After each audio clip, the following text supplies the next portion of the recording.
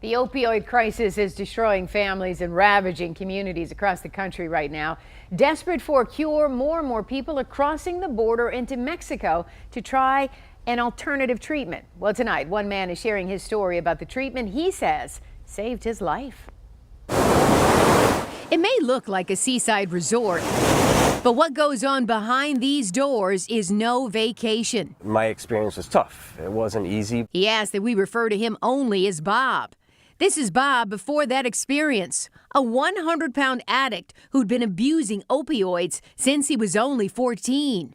His addiction started with painkillers after skateboarding injuries, but quickly spiraled out of control. When I did a $5 bag of heroin, it did the exact same thing as $120 worth of oxys, so it was kind of a no-brainer to make the switch. He bounced in and out of rehabs, but always caved in to the withdrawals. It's a really miserable experience, and a lot of times during it, you feel like you're going to die. And he might have. He was living in and out of his car when his parents sent him for an alternative type treatment south of the border. When the medicine itself kicked in, it was very different than, let's say, eating LSD or magical mushrooms. That medicine is Ibogaine, a drug harvested from the roots of a plant in Africa. Pretty much it's a reset of the brain. Jose Serta runs Baja Ibogaine Center in Mexico. Bob was not treated at this clinic.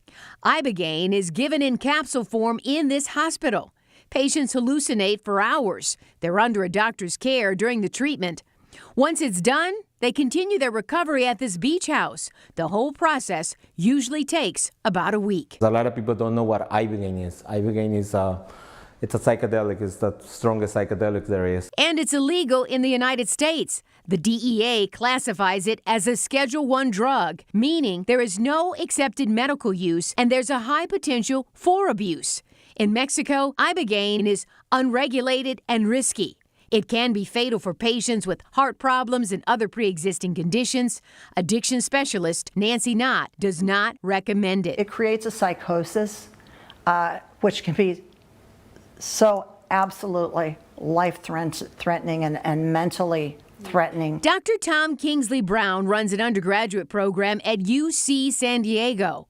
Off campus, he's become an expert on Ibogaine. Brown says addicts often stop using after just one treatment rather than the years it takes to be weaned off of methadone or another replacement drug. Ibogaine is really helpful for taking away the withdrawal symptoms that you would ordinarily get when you stop using the opioids. Bob says the physical craving stopped immediately, but he says Ibogaine alone is not a cure. You're never going to forget how good a high feels like.